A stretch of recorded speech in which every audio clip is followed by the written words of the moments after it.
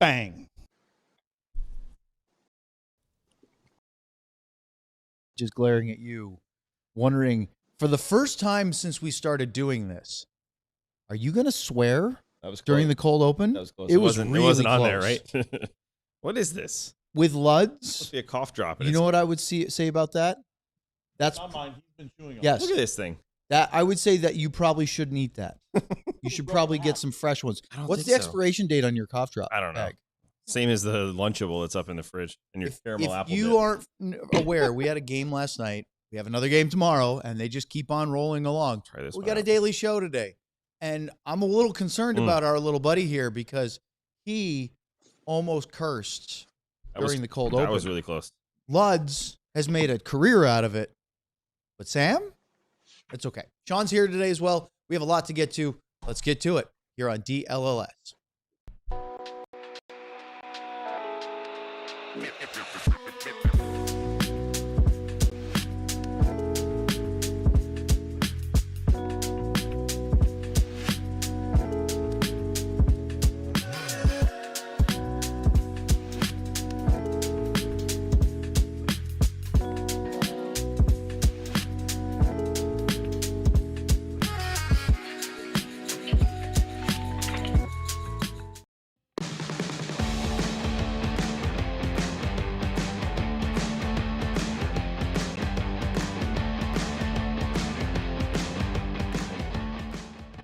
Hey, everybody. This is the DLLS Stars podcast on a Wednesday, December 10th. As you just almost kicked your computer off. I'm having a tough go. You are. We need to get Sam Having a a little tough go. reset here. Craig Ludwig, Sam Nestler, Owen Newkirk, Ryan Vaughters is our producer, and Sean Shapiro joins us from his very toasty but cold venue. Warm inside, chilly outside. And before we get into everything, because I don't think we can hear Sean, and it's not Sean's fault, let's talk about the new hats coming up here on the DLLS website. They are available now. Look at them. 4 brand new styles, part of the All City Headwear collection. They have some great stuff from the other cities, but we're worried about DLLS. And look at the green one there. As Luds would say, we got a green one. That's a hockey-related Dallas Stars style DLLS hat. So check those out. We have the Mavs one that's next to it, the white one with the flag and the crest. Our speaker is not working. So when I say hi, Sean, and he says hi back, we can't hear him.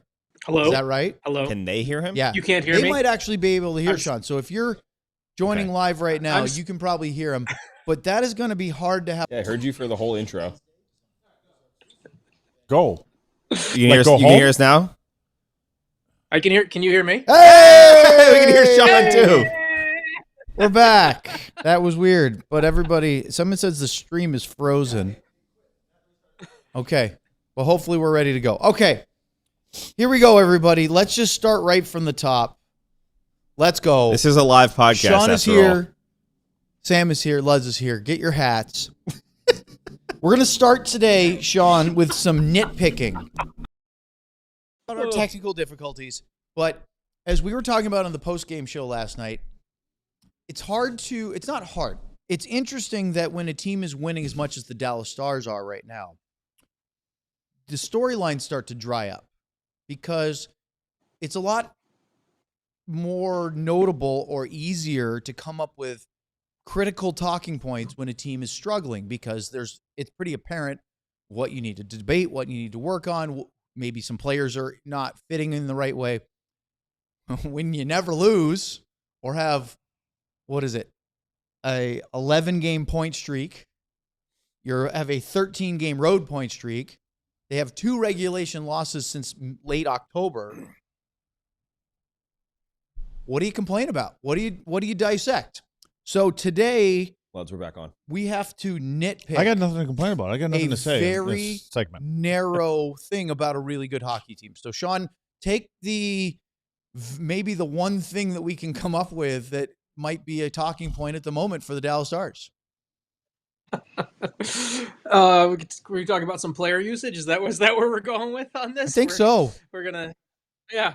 I mean, it's the regular season, right? Like this team, it's kind of fun that we're at this spot, because I thought when we had when they had the coaching change and we looked back at what happened with the roster and everything like that, I thought this regular season was going to be a little bit more interesting in a bad way, right? Like, I thought there was going to be more of, I thought we were going to have more questions of, like, I don't know, is Glenn Goldson going to be able to figure out? I thought, is this going to happen? Is this going to happen? And instead, this team has taken every single moment of adversity and soared over it, right? Like, between the injuries and everything like that. And from what's gone from, we've kind of reached the spot of it. And it's hilarious that this is all happening at the same time as what the Avalanche are doing in Denver, right? Where everyone in this room and everyone in the entire NHL is just already circled. What is it going to be? May 10th is going to be game one. Is going to be game one at Ball Arena, probably, depending. I mean, based off how both teams are doing right now, like, we might as well just skip through all of this and just straight to that, because that's going to be how everyone's view is going to be determined of well, the Avalanche would love that after last year's first round exit. Yes, they would. They would. And so I guess we can nitpick about player usage and where things are going. And I mean, gosh, this team is getting healthier, and now we have to find ways to create problems about guys who have gotten healthy. So I don't know. It's a wonderful problem to have, but I mean, I was telling you, Owen, I was telling you on the phone today, right? Like, it was hard to pick villains, right? Like just to go through, I'm like, like, you go through and, like, pick bad guys. I'm like, this team is the bad guy. This, like, you want, like, this Stars team is the bad guy, and it's in a good way, right? Like, you're the one beating the crud out of everyone else and winning and everything like that, and you keep finding ways to overcome this, and it's a really cool thing. Not the greatest for content. So, Owen, where are we going? Okay. I was just going to say, it's funny that Sean picked his one villain was the only guy who took a single point away from the Stars in the standings in their loss in overtime to the Rangers. That's as far as we're reaching at this point. And he hurt Tyler Seguin for at least 6 but I'm months. just saying, like, there's only one person that has taken anything off the board for Dallas. That's true. That's where we're at right now. Yeah, I know. I would imagine that is a difficult area. Well, we talked to this a bit yesterday. Sam had a fantastic article, great reporting on Matt Duchene. And again, you don't wish for injuries, but we hope that Sam continues to unearth stuff like this, because that's what, his boots on the ground gives us that leg up that maybe some places don't have, or, who knows. But that was great. You had a great in-depth conversation with Duchene about his concussion. I highly encourage you to go watch our Monday pod or our VOD, which I'm not sure if that's live yet or not, where we clip that specifically. But go to our website, alldls.com, Sam's article, where he wrote up very similarly to what we talked about Matt Duchene. So the nitpicky part goes to, how do you get Matt Duchene back up to speed? Because Luds, through the first couple games of him playing, he hasn't looked bad in the general talent side of things, but he doesn't look in rhythm, as you would expect for a guy that missed a bunch of time. And he doesn't look like he's completely gone to reactionary, instinctive absorbing of systems yet. He's still, because he doesn't have those 25 games that everybody else has. So my question is twofold. How do you get him up to speed? And then maybe the broader question to all four of us is, who does he eventually play with? Because before Tyler Seguin's injury, it was obvious. Seguin and Duchene were a pair. In fact, Andrew's in the chat right now asking me about Mason Marchment. What if he became available on the trade block? And I said, I think it was a month ago or so, I said, Marchment is a guy I'm keeping an eye on, because if Seattle's not any good, he'd be an expiring contract. He'd be inexpensive, especially with retention, and reunite Duchene, Seguin, and Marchment. That makes total sense. They have instant chemistry. Well, both of Matt Duchene's wingers of that effective line are gone right now. Tyler will be back at some point, whether it's the playoffs this year or next season, he will be back. But Matt Duchene is sort of like a guy without a line right now. So my question to you guys is, where do you think he best fits, or is that something we'll have to figure out over the next couple of months? Well, I'll answer the first part. I believe you had a 4.5 minute inner leading into that. Yes. Okay, I think you asked about getting Matt Duchene up to wherever Matt did. Duchene gets Matt Duchene up to where Matt Duchene is supposed to be, or where he thinks he's going to be. You can put him wherever, and I think when Matt Duchene gets back to playing center ice, then I think we found where Matt Duchene is back to where he feels comfortable, or Gully feels comfortable, whoever that is, that not putting him in the middle. Well, here's the one guy you put him with, Sam Steele. Sam Steele goes with everybody. You know, and again, I don't know who the fit is going to be there. I would like to think it would be Maverick Bourque. I mean, I just think that he might be your next guy. You have to find guys that can. Unfortunately, the guys that you need to put with Matt are already on the top two lines because they're finding chemistry there. Yeah, that's the important part. So Matt Duchene is going to have to basically will himself into some situations, I think, but. To me, I think what would happen if you put Steele and Bourque with him? You know, you got a digger out there and you got a guy, you know, you have to be able to complement Matt Duchene. And to complement Matt Duchene is to put him with Wyatt and Rantanen and Hintz and Robo. I mean, because he's a passer. He's a puck distributor. He's a playmaker. So it doesn't do Matt probably it's a disservice to put him with guys that aren't 20 goal scorers. And, you know, and now are they going to make a move for something? I don't know. I don't know if they're going to find a 30 goal scorer out there they can, you know, bring in here. But maybe what happens with Matt is he ends up kind of being like Jamie Benn when some minutes were taken away from him. What they did is they found Jamie on the power play. And so he ultimately, his minutes stayed about the same, but he was getting out there on the power play. You know, and there's a guy right there that maybe you could put Jamie with Matt. But that means that there's somebody else in the top six where you took Jamie from. I just think these are all good problems for the coaching staff because right now, whatever they're doing, like to ask the question, like nitpicking question, I don't know what you talk about. They just find ways to get things done. And again, it's a great problem. It's not a problem. You know, and you talk about, and I think about Colorado. The Avs they're just staying ahead of Dallas. But the good news is they haven't had to go through all these injuries. They've been pretty healthy. I mean, I think Logan O'Connor is the one guy that comes to mind that Blackwood was hurt for a bit, but Wedgwood was incredible, so it didn't really matter. Well, he's going to be back in. I mean, I think they took him out. The other night. They had to take a spotter, took him out last night, wasn't it? But I just think that they've had their whole lineup. Dallas hasn't had their lineup in there. So does that mean they're going to get even better, or bringing everybody back healthy? Are there too many cooks in the kitchen? Yeah, the good problem to have is a good way to say it. Because I'm when I'm looking at the lineup and I'm thinking, you're right. Matt Duchene needs to be at center. He's far better at center than he is at wing. He's been playing it for a long time.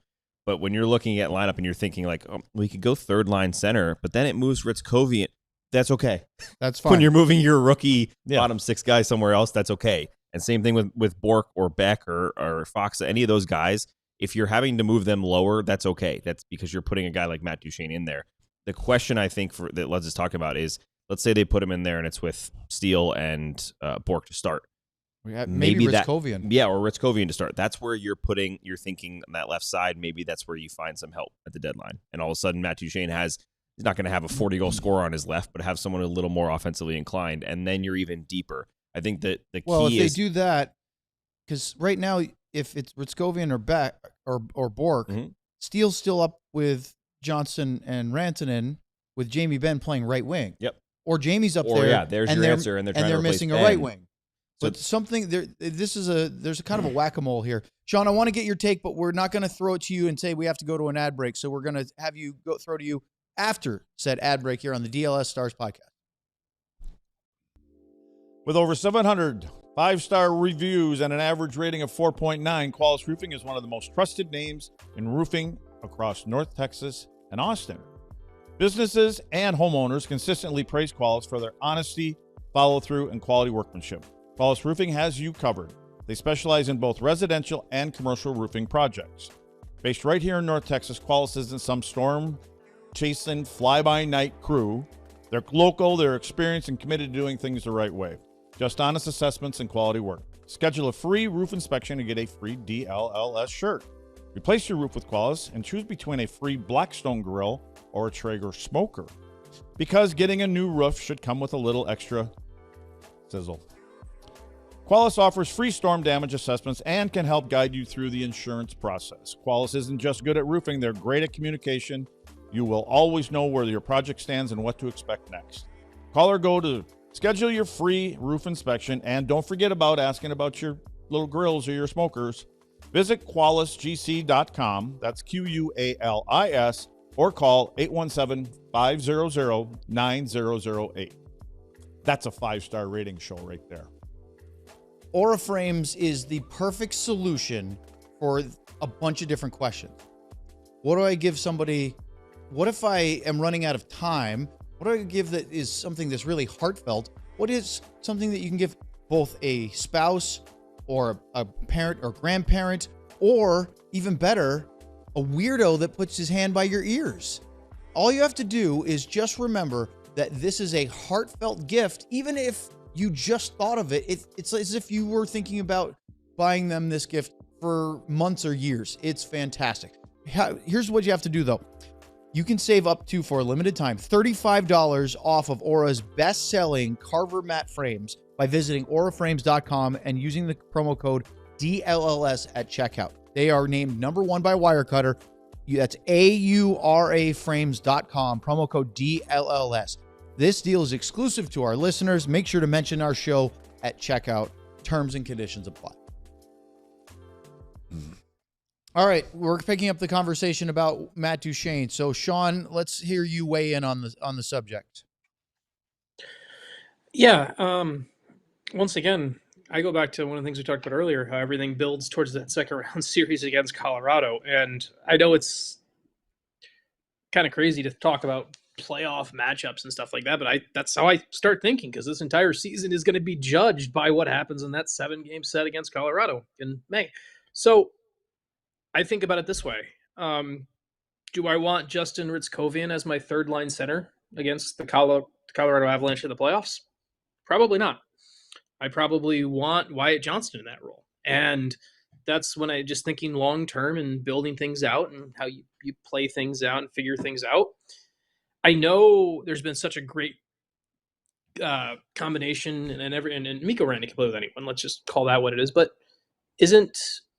maybe the Stars are in a better spot if we find a way, if you find a way for Wyatt Johnston to be your third line center in the postseason and basically be that matchup guy that can move up and down and attack things and everything like that. I don't, and I think with that means putting Duchene with Rantanen and seeing where it goes and trying that out, like with Duchene in the middle with Rantanen, right? Like I know they've played together with them both on the wing, and then giving Wyatt a bit of that responsibility, giving Wyatt that kind of skeleton key unlock role of, you know what, your line is going to be technically be third listed or whatever it is, but you're going to be the one. And I think that's the way I would start to plan and look at it.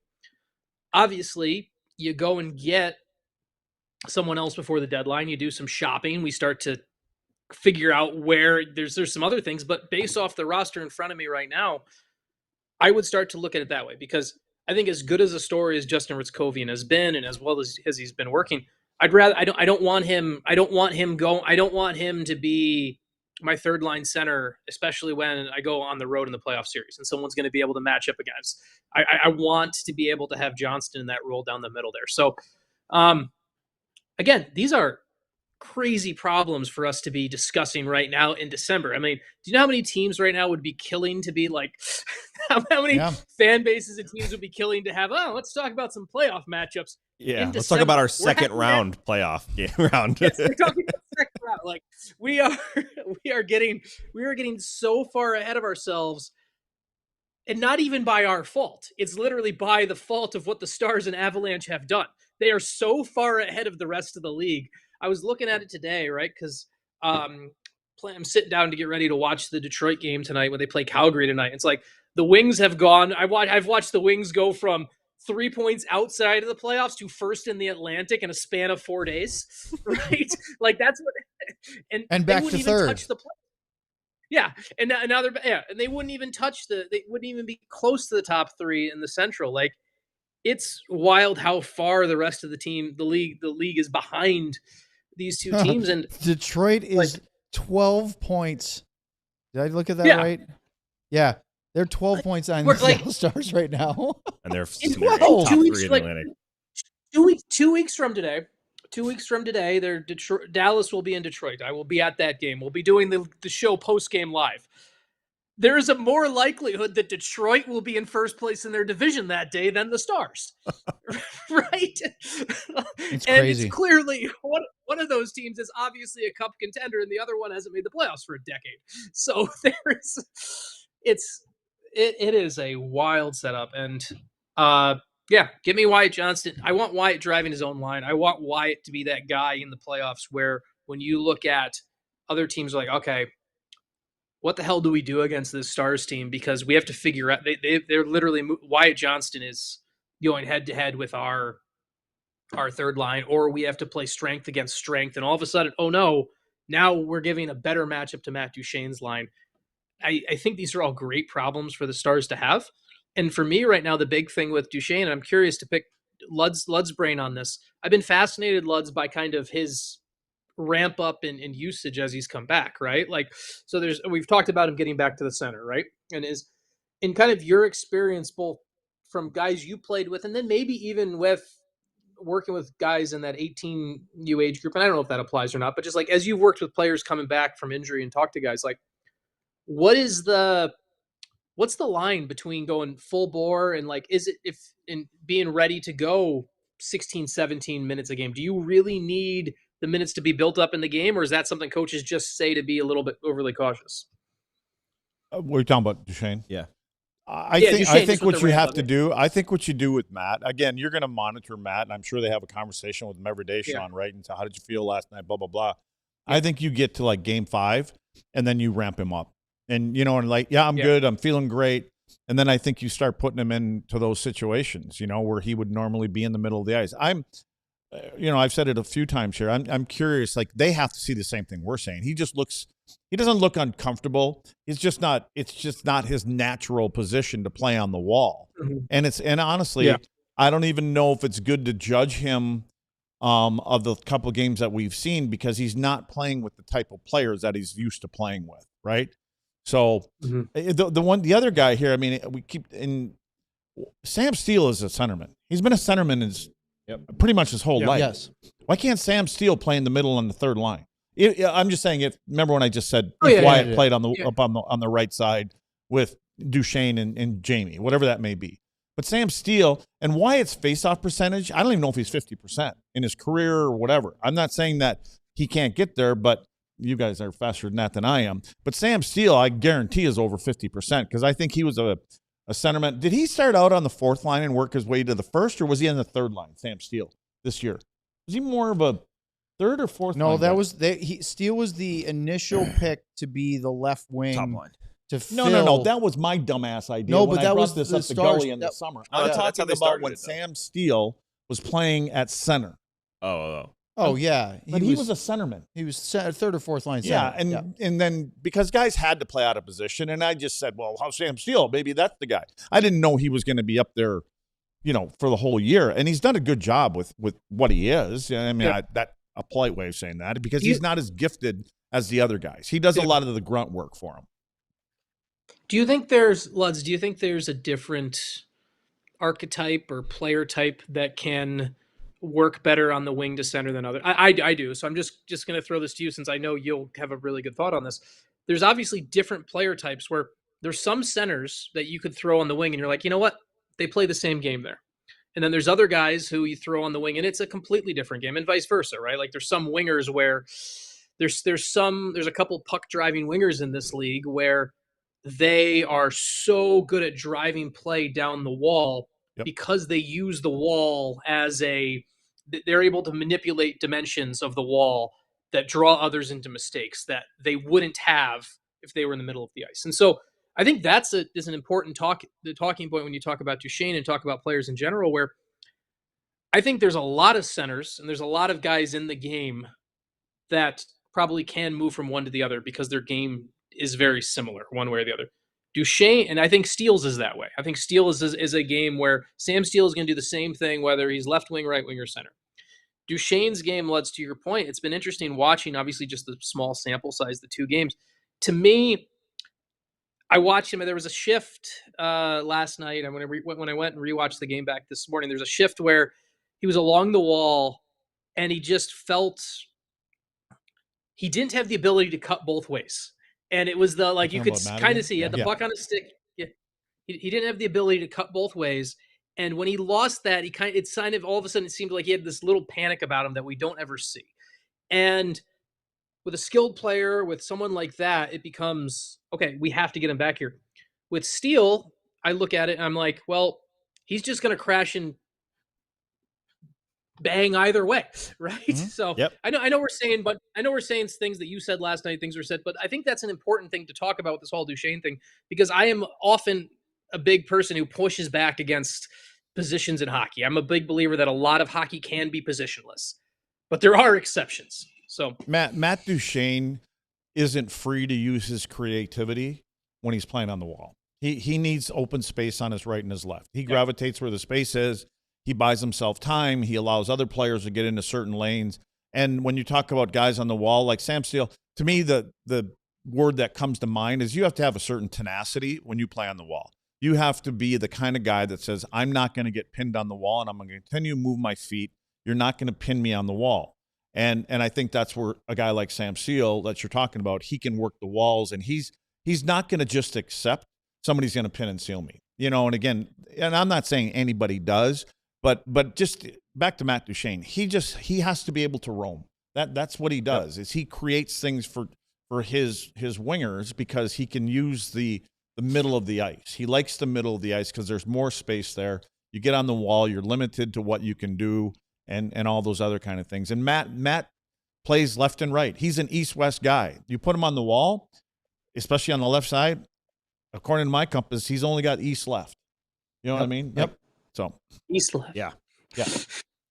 One thing I wanted to bring up before we switch gears to our Olympic discussions today is Joe Pavelski will be officially inducted into the U.S. Hockey Hall of Fame tonight in a ceremony up in Minnesota. And actually, I need to give Sean credit for this because I wasn't really thinking about it, but it's a really fun coincidence that the Dallas Stars happen to have an off night on the road in St. Paul ahead of their game against Minnesota tomorrow night. And I would bet that a fair chunk, if not the entire team, is going to attend the ceremony if they're allowed to. Where is it? Why wouldn't they be allowed to? The way that now this isn't this isn't Nashville last year and going to Vegas for no concerts. And they it's the U.S. Hockey Hall of Fame. They check passports before entering, so it's. But wouldn't it be something if they all get to attend it and then they go on a 5-game skid? Yeah, you're going to point it all. Oh, you got to throw that out there in the universe. Sean, where is it? What building is it in? It's it's in the enshrinement ceremony is in St. Paul tonight, so it's probably within walking distance of that's cool the Stars Hotel and everything like that. So it's I hope something like I don't know if the whole team will go, but obviously there's a couple, especially some young guys on this Stars team that owe a lot to Joe and what he did while late in his career there. That I think there's I don't know. This feels like one of those things where whether it's Jamie or it's probably Jake who's the organizer on this, since we all know he's the party planner, where somebody in that leadership group takes the lead on this and says, hey, you know what, guys, we're all going to go do this tonight and just get everybody there. Not that anyone would push back against it, but it just takes one person to kind of lead the effort, I think. Oh, well, I think Brad Alberts and Jim Nill have been knocking on Joe's door for a couple of years now to get him to come back. Maybe they're the ones that are drumming everything up. Hey, let's go support Joe tonight. Make sure. I would think they all would be, wouldn't they? Yeah, I would think they would. The only difference is, Gully wasn't the coach here 2 seasons ago when Joe was last year with the Stars. Other than that, if anybody understands a teammate, oh my God, you know what I mean? And again, this is not the Dallas Stars players from the 90s where you have to be concerned about if we go to this event, we may not find them till the next morning. That's not what the issue is with this group of guys. Yeah, like me. Straight from the horse's mouth. I love it. Well, congrats to Joe Pavelski. We are going to do our best to try to get some audio, video of that if we can. We will have a show next week where we can clip it up and share it with everybody. But hopefully he really enjoys it because his career impressively gets celebrated as it should be. Let's talk about the Olympics next. We have a lot Lian Bichsel and the feud with the Swiss Hockey Federation. Does size really matter? Thank you, Sam. And yes, jerseys. We'll get to all that here on the back half of the DLS Stars podcast. This episode is brought to you by Prize Picks. You, I, these fellas, and everybody make decisions every day, but with Prize Picks, you can get paid for being right. Prize Picks makes it super simple, guys. They even offer stacks. So let's say you really like Josh Allen, and who doesn't? He's a fantastic player. You want to put all of your money on him for rushing yards, passing yards, and touchdowns. You can just pick more or less all three, same player, and you can win with that. Prize Picks also allows you to follow other players directly. That means you can copy lineups. If you're bad and have no idea and think that Mike Alstott is your best fantasy player, you can copy other players that know a lot more on Prize Picks, like I do, and you can use that for your winnings. Download the Prize Picks app today and use code DLS to get $50 in lineups after you play your first $5 lineup. That's code DLS to get $50 in lineups after you play your first $5 lineup. Prize Picks, it's good to be right. Wow. Let me talk to you about something. Shopify. Shopify is where it's at. I had a dream one day of being a professional hockey player.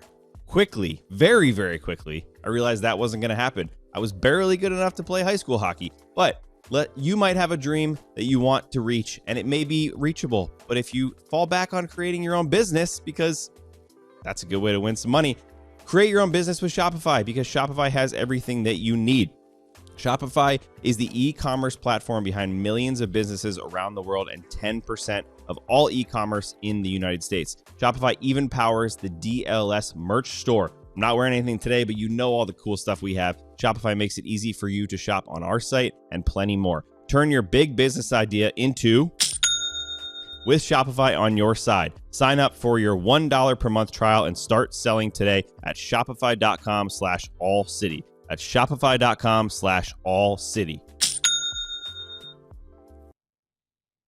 All right, switching gears here. Nobody does it better. To the Olympics, because it's rapidly approaching. We have less than a month now until the rosters have to be announced, and then they will play this 12-team hockey tournament at the 2026 Winter Olympics in Italy. We assume. Let's start with ice rink size. Does it matter?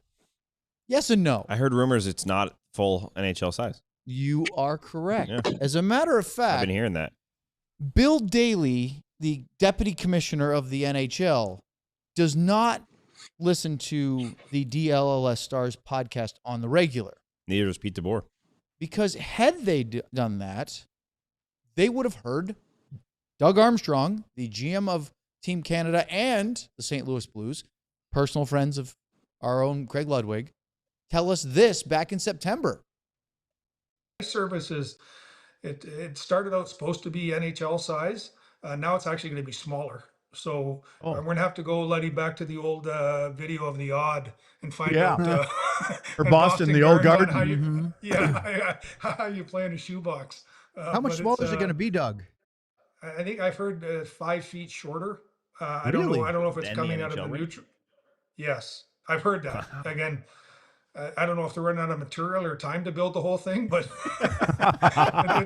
it's not quite finished. But I don't know if it's going to, like, we don't know what zone it's going to come out of. The neutral zones, is it going to come out from the blue lines in? Is it equally divided? So there's things that we're still picking up, but I think when you go into something like this, you realize that everyone is on the same footing, and it is what it is, and we'll have to find a way to adapt to it. And I think my experience on anything international is if you're willing to adapt and understand that things aren't going to go right, you have a better chance for success, and that's what we're going to do with the ice surface.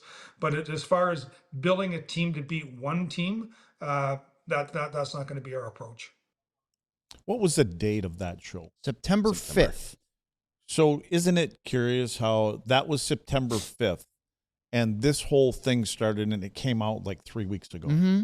Like, I don't understand how From and, like top of the line. This is the GM or whatever you call it of the team. Yep. I don't understand how this all just started to come out. No, Like, and I give full credit to a lot of NHL.com writers and people going back and looking at, I think I tweeted it and our video and saying, these guys from DLS knew this in September. I don't know how people didn't know it. well, So actually, they didn't say DLS. They said, we couldn't remember the call they remember letters my or name. something like that. They remember my Yeah, name, yeah, but they not knew our Sam's name. not our outlet. But it's just crazy to think that Pete DeBoer said he just found out, whatever that was 2 weeks ago. I don't Bill understand Daly how that didn't can know. be. It's the whole situation is bizarre because Bill Daly's comments were what, a week ago, Sean? Yeah. Well, let's also be real quick. If Pete listened to our show, he would have known that I was planning to fire him after the last game of the Stars. So, True. If Pete listened to our show, that would have happened. He would have been ready for that. He wouldn't have been surprised. The wild thing about all of this to me is the consistent pushback that we've seen from everyone defending that no one knew about this, right? Like it was Bill Daly said, "Oh, he didn't know." Like a week ago, Bill Daly said he didn't know, and he didn't know. He just learned the prior week, and like, and Pete DeBoer goes over like this. All of this comes out of from Pete DeBoer's visit over there, right? Like Pete because Pete's going to Italy as the assistant coach who doesn't have an NHL job right now, but is happens to be talking to the media a lot more and starting that media circle up, this is how people start to push for jobs. So we know Boy, Pete's and a ready week ago, for everybody jobs. thought he was going to be the LA Kings head coach. Yeah, let's not pick at a And sore then subject on that the one. Kings actually had to go out and say, Jim Hiller's still our head coach, guys. I know, and I also have to give. It's never fun when you know the person who made the mistake on the report. So I feel bad for someone else here. But it's not me. It's like, but it's I can't help. Here's all I want from Pete, and because he won't, obviously doesn't listen to the show, he won't accept the invite onto this show. Maybe he will. I want to know if Pete walked into the building, and I just can't get the visual out of my head of Pete with a tape measure. Of just Pete being in the building in Italy and Pete going measuring it, and then all of a sudden like and then deciding to come back to the United States or North America. knowing Pete, he walked into that building and went, "Oh, this is nice. The rink's too small." like immediately, just that looks too small. Let me go measure that. But what's crazy about all this is, I think they said it's about 3 feet. So Doug Armstrong said it was about 5. I think it's about 3. The crazy part is 3 feet, 1.8 inches. There you go. So the IOC, all that stuff, they defended it by saying it's not going to have any effect on the game. So my question, why isn't it accurate then? It's not about if it's going to affect the game and it's going to change it. This is the Olympics. This isn't me and Luds putting together a U12 tournament that we want to put on some ice sheet somewhere. This is the Olympics that the NHL has not been a part of in forever. Why is it not done so perfectly, so accurately, and so early that we have none of these worries? Hi, and Sam, the NHL have you isn't met talking the about it. IOC before? It just blows my mind that they wanted this so bad. They want the NHL players to come back, and they've blown it every step of the way. The concern, though, isn't really with the size of the rink. It's about the finish date or Italian date, whatever you want to call it.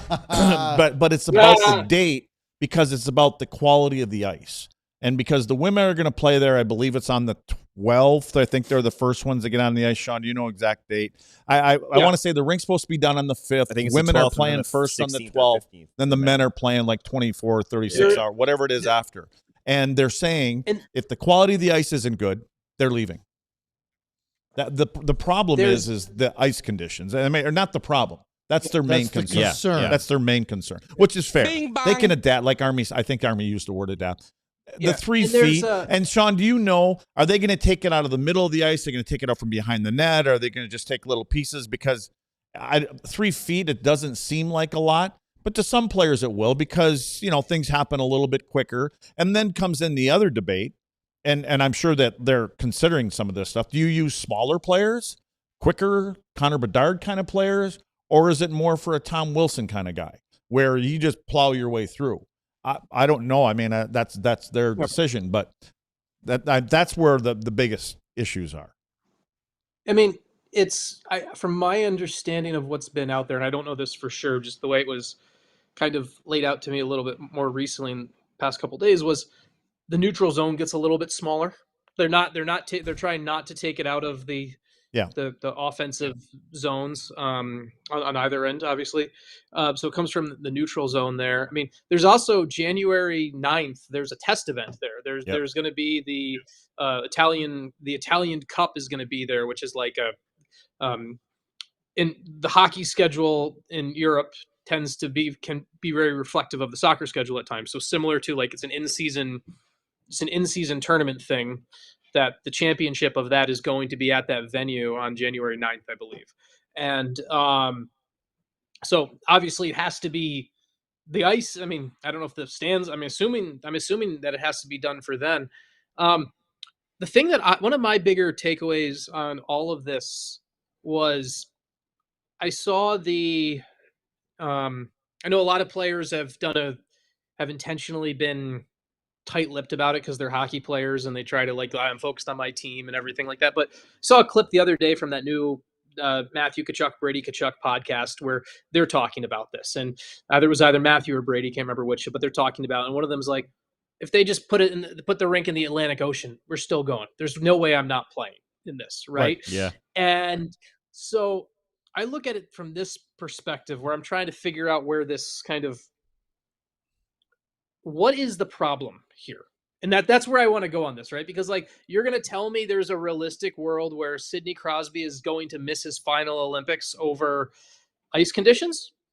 I can't believe that, right? I have no reason I can possibly believe that. And so all of this just, where is this in the, It almost sounds, Sean, like there's a hidden agenda behind all this.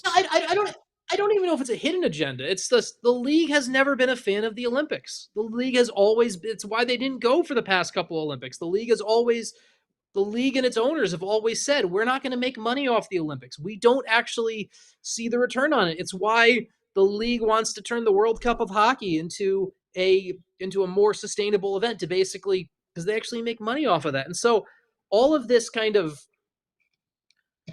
it just, I don't want to piss people off, but I'm going to piss people off right now. Do it. A lot of this right now is just the league fought so hard not to get to the players to go to the Olympics. And if you fight so hard for something and you lost that battle, okay? You lost that battle. You're going to find ways to nitpick and do that all the way to the end. The amount of time, like I heard Bill Daly speak in person. It was on November 5th or 6th. I was at a sports business conference up in Toronto. I heard Bill Daly speak, and he was being interviewed by Brian Burke. And Brian Burke literally is asking about the Olympics and everything like that. And Brian Burke, like even in the joke to this like sports business conference, he says to him, it's like, oh, players going to the Olympics this year if they get a venue, right? Ha, ha, ha, ha. Like and they're laughing about it, right? It's pretty clear to me that this is like the league didn't get what they wanted. The league's not making any money on it. They got to take a 2-week break. Their schedule's more condensed. More injuries are happening. I mean, it's like. Well, the reason they're going, Sean, the bottom line is the reason that they're going is because in the last collective bargaining thing, the players adamantly said, we want the Olympics. So, and like the Tkachuk said, they're not missing this. They're going to go and play. Yeah. And then the biggest concern is ultimately going to be the general managers going, well, let's just hope the ice is in quality. It's the GMs and the owners worried about their investment in their players. Yeah, and I've even heard some people saying, I don't know if it was serious or not, but I've heard a few people saying, like, we might just go over to a neighboring country and go play over there. Find any way possible, even if it's not in Italy. The problem with that, they said, would be accommodations because they literally have no place to stay. The Olympic Village and all that. Yeah. So I think it's going to get figured out. I think of all the complaining, we have one super chat to go to before our ad break. But as Sean is saying, ultimately what the players want is to play in the Olympics, and they're going to find every reason to play, not look for excuses not to play. All right, here's the super chat. It's a Hatcher and Year After the Cup from Bird Oils. If it's too small, just make it bigger. I mean, that's how construction works. That's what she said. That's smart. Up next, That's smart. Let's talk about Lian Bichsel and his drama with Swiss hockey. And if we have time, jerseys. If not, they get punted again. We get punted to our next show Stars in 8 weeks. Podcast. Well, we've got it. We're going to start with the face-off collection because I know there's some people that haven't heard about this yet. These are new, I heard. Yeah. So I did get a shirt. Oh, you yeah. got a shirt. Yeah, I got a green one. We all got a green one. They're beauty. We all got a green one. Apparently, we're getting a black one. Ryan got the black one. But looks great on him. Let's go look at the hats because I have a pet peeve here. Okay. They're beautiful hats. I have 4 of these hats sitting in a basket right now that Sam can't figure out how the hell to get my discount code to work. So if anybody at headquarters Just is give me your listening credit card. right I'll now, order it on mine. No, I'm trying not to pay full price like all the rest of you guys. So anyways, they're great hats. I'm trying to get 4 of them right now. I know my kids would be pissed off if I didn't get them one. They're sitting in a basket, you guys, but Sam cannot figure out. You don't know your computer password stuff. for your email. Well, That's reset that's it. where it starts. You're the one that set it up to start with. So anyway, there's our hats and our face-off collections that I can't get. Sean. Not me this time. I thought I was supposed to read about hats. According to the notes, I was supposed to do hats, but I guess I'm just going to talk about being a diehard. I believe it says hats and diehard. You can also weigh in on the hats. I mean, I don't have a hat. If I have a hat arrive here, I will wear it, and then it will give the hat lots of FaceTime on the show. If a hat arrives here, Hat time. So put that public service announcement on that. But let's talk about being a diehard. Somebody's going to have to get off their wallet for Sean and buy him a hat because he's not going to. As you go right here, if you click this QR code that I'm pointing at, you can become a diehard. And I think one of the coolest things about becoming a diehard, and I want to give credit to Sam on something right here. There is a kick-ass story from Sam on Matt Duchene this week, where exclusive work from we use the word exclusive. I thought he was going to make fun of me. Well, we use the word exclusive. We use the word exclusive way too often in this business just because people think like, oh, I did something fun and it was cool. No, but this was actually good work by Sam. This is the type of thing that people should be talking about. Got a story from Matt Duchene that no one else got. Shared it both in the written form, which you got to read if you're a diehard, obviously talked about it on the show. And when you become a diehard, you support work like that. And I think that's one of the coolest things when you think about when you're supporting this whole endeavor. We talk a lot about the community. We talk about the fun shirts. We talk about the bits. We talk about all of that. But I think the fact that when you support DLS and what we're doing here and everything like that, it goes into helping make you a more informed fan, helping us track down the stories you want to hear. And that's what Sam went and did for you this week for the diehard. And I think that's such a cool thing. And if you want to support that, if you want to read that piece, become a diehard. It's such an awesome program. You get to be part of that community I talk about all the time. But I think I really want to just shout that out right now because that was awesome work. John's complimenting me. I'm not going to tell him to wrap it up. just more of that. Keep it going. Yeah. All right, Sean. Thanks, Sean. We had a super chat last night from one of our viewers asking about Lian Bichsel and the Swiss Hockey Federation and the beef that they have had now for a couple of years. Yeah. This is the Olympics is sort of the last of this embargo that the Federation in Switzerland has imposed on Lian Bichsel. And I've read about it, but it's been a while and I was a little fuzzy. So I said, you know what? Sean's going to be on tomorrow. Let's bring it up with him. And because they made a statement this week, which seems unnecessary because they've already made that statement, but they did anyway. We'll show that in a minute. But can you give some of our viewers that maybe don't know the backstory of why this came to this situation? Yeah, it's so the biggest kind of crux of this whole thing goes back to the 2023-2024 World Juniors, right? So technically the 2024 World Juniors. It's the year that Lian started the year with the Texas Stars, activated his European assignment clause to go play with Rogala, and then actually ended up finishing the season back with Texas and was a black ace with Dallas after Texas' season ended. And if and he would have and Lian would have stepped into the NHL lineup if what's his face now playing for Toronto. Why am I drawing a complete blank on his name? Defenseman who they traded for from Calgary. Why am I forgetting his name right now? You're talking about Chris he's Russell? A brother. No, 2 years ago, literally. Chris Tanev. Defenseman that Tanev, yeah.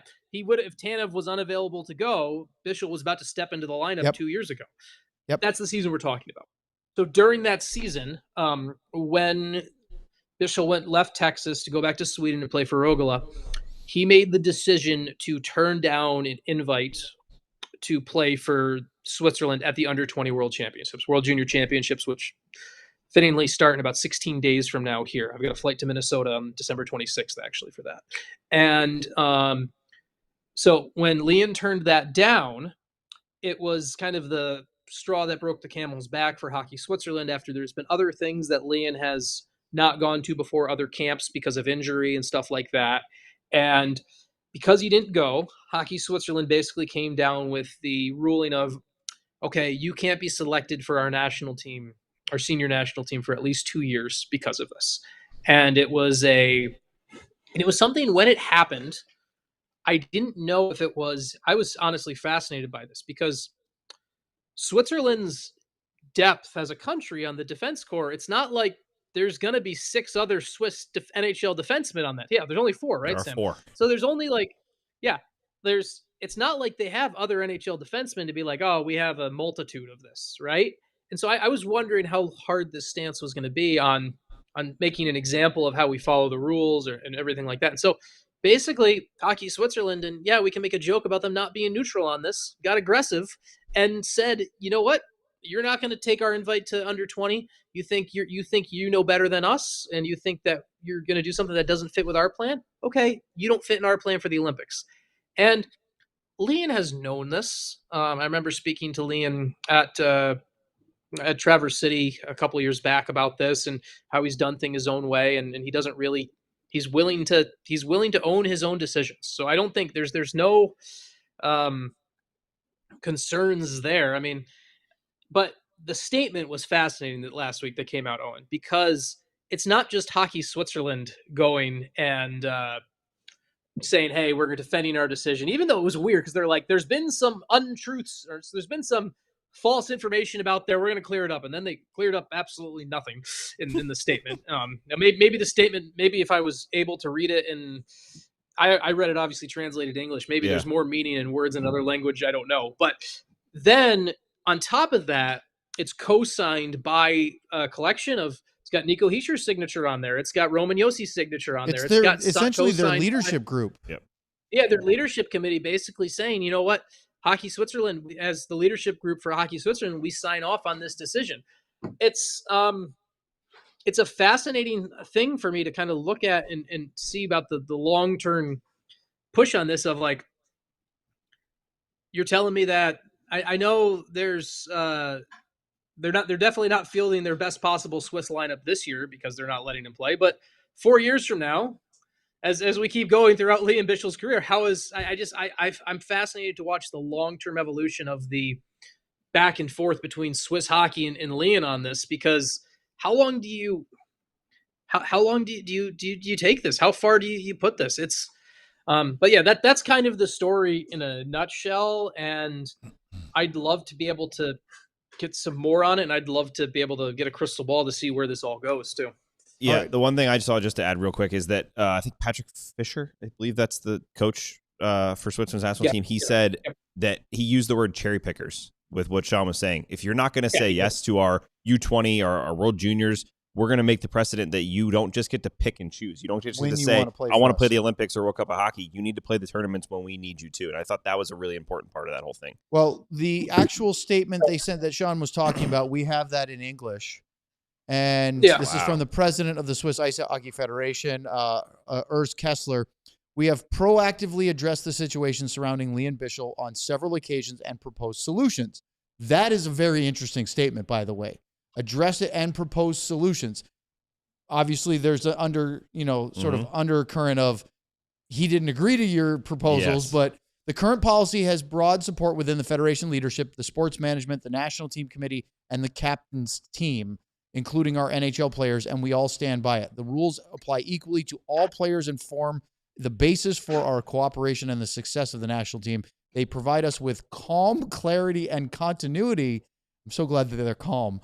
And we are convinced they are Swiss after all, that we will continue to benefit from them. We want a team that plays for Switzerland with commitment, pride, and great passion, as all Swiss national players impressively demonstrate. Well, then Lud sent me a clarification this morning, sent us, and it says, the Swiss Ice Hockey Federation clarifies that the management of the situation is based on clearly defined principles which apply equally to all players. the SIHF, Swiss Ice Hockey Federation, consciously refrains from publicly commenting on internal processes and discussions with the parties involved. And then they go to reclaim what we just posted.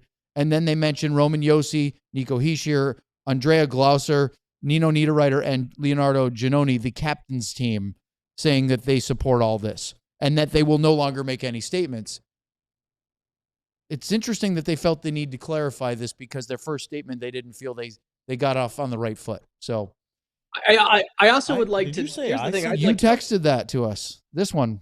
Remember that picture? Oh, I didn't read it. Well, Only reason I sent it is because you guys didn't know how to get it into English or something like that. And I hit a button and well, there English. okay. Sam didn't know how to get frankly, been thinking about drills. I got to do I at said- U18 practice the last 12 minutes, so I have no clue. we're doing fine.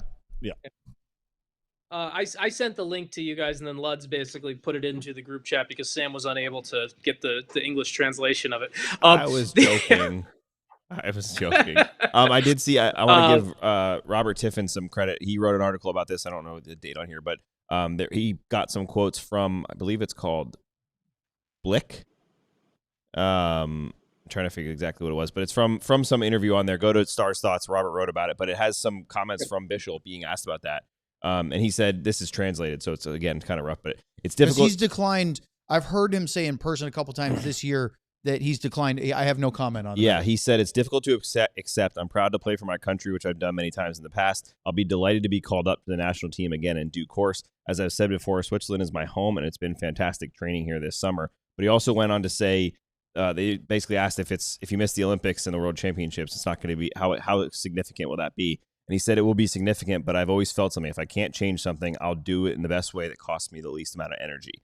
He talked about his ankle and his injury, his rehab were very intensive, and that was a part of what allowed him to focus on himself and the NHL season ahead versus anything else. So he's defending it in a sense of he wants to play, and also as I think Sean mentioned before, he had that injury, and that was a big part of it, but it was not the first thing. And Bichsel has had plenty of times where he's rubbed people the wrong way that probably didn't help him in this situation either.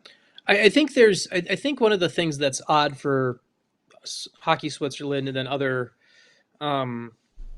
this goes hard against the ethos that comes with international play for these countries, right? Like, I think there's almost too much of an expectation sometimes, right? Like for example, the German team, right, this year going into the Olympics, like Leon Draisaitl, that German team is going to be one of the best German teams we've ever seen assembled, right? Like it's between Tim Stützle, Moritz Seider, Leon Draisaitl. They actually have an NHL goalie, even though I don't really consider what Philipp Grubauer is doing right now is particularly good. But like the German team, but like that team has those NHL players that kind of carry the banner for their country in the NHL.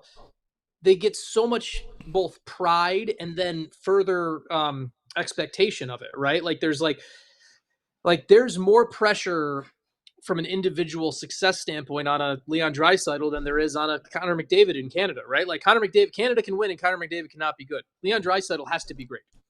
Anywho, where all of this goes is Lean is going against the grain on this, and he's putting his career first. And that's one of those things that you can't really hold against him. And I give him a ton of credit for owning all of it. And I'm going to get us out of here now. He has owned it all. He has never been shy about saying it's his decision. And he has not he hasn't been the one putting out statements like this. He made his decision. He's living with it, and he's being the bigger man about it.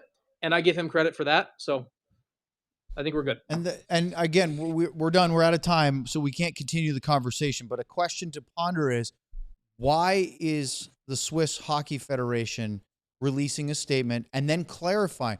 Where's the pushback come? Is it from their own fans? Because you said Bichel's not making any public comments about it at all. So that wonders, why did they feel the need to do it? Where is that pressure coming from? And I think that's a good way for us to leave it today. We'll get to talking about Olympic jerseys maybe on our next daily pod, as Sam said, in about 8 weeks or January. so. But we have Craig Ludwig, we have Sam Nessler, Sean Shapiro, our producer Ryan Vaughters. I'm Owen Newkirk. Thanks for sticking with us through the little technical blips at the start of the show, but we made it through. And Stars and Minnesota Wild tomorrow night, pregame show, 6:30, game at 7. We will have the pre and post for you right here on DLLS. Bang. Bang. We all silly like the mayor.